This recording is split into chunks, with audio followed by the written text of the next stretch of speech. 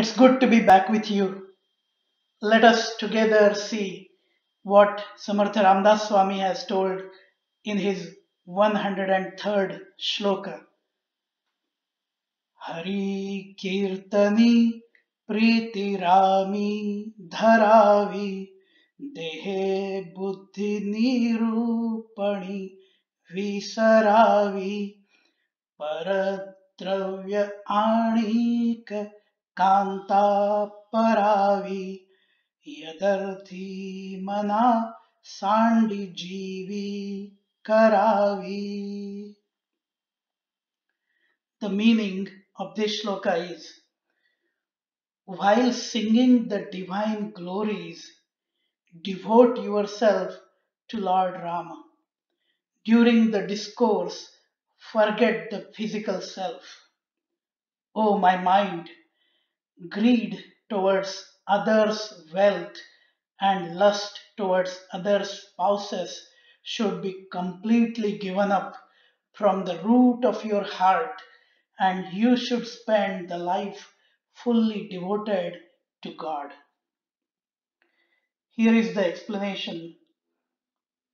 Samarth Ramdas Swami explains in this shloka about how our minds should be focused on while praising God, while singing devotional songs, while explaining the scriptures, while telling God's stories, as well as while listening to all of these.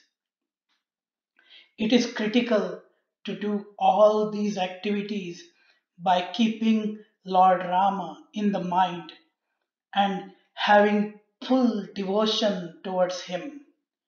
At that time, nothing else should occupy our minds. Just imagine for a few seconds that you are attending a book reading club session. If you closely observe the one who is reading the book aloud, sometimes you might come across the nervousness or half-hearted effort showing up. They might be making sure whether they are reading it right, or the pronunciation is good or not, or the audience is listening to them or not, and so on. Here, the author of the book is mostly someone else.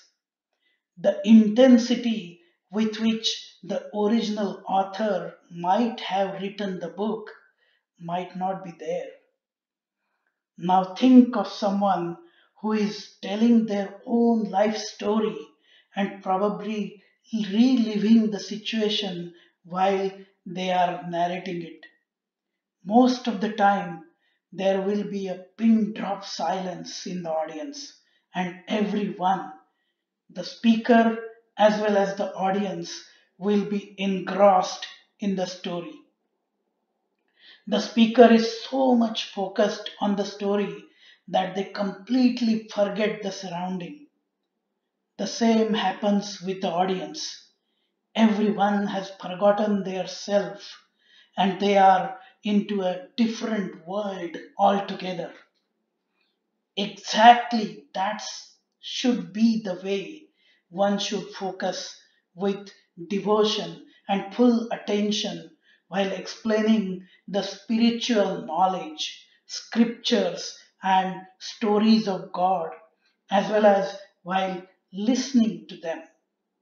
They should forget their physical presence and should not be focused on how they are looking, who else is in the audience, what if someone makes fun of it, etc. They also should not be expecting that there will be a great response from the audience and they might get some money and something next similar opportunity to share with a larger audience. These days, we can relate to the situation of someone posting something on their social sites like Facebook, Instagram, LinkedIn, and then focusing on how many likes they get, how many views they get. etc. When you are doing something with your passion into it, everything else becomes immaterial. Whatever is not ours, whether that is related to money or anything else, we should not even think about it. We should be satisfied with what we have and continue to focus on improving to become a better person and earn it ourselves. The same goes for the spouse. Our minds should not even think of those who belong to someone else. It is well known that King Shivaji had clearly instructed all his soldiers to respect the wives of the fallen soldiers from the enemy's army, and that whoever does not follow this will be severely punished. Those who remove all these enemies of mind like lust, desire, greed, attachment, and temptation will be the ones who will be able to devote completely to God and have real pleasure while reciting His name as well as explaining His glories to others, and in doing so earn spiritual merit. Friends, if you liked this explanation, do come back when I come back with similar explanation for the next shloka, which will be 104th shloka. Jai Jai Raghuveer Samartha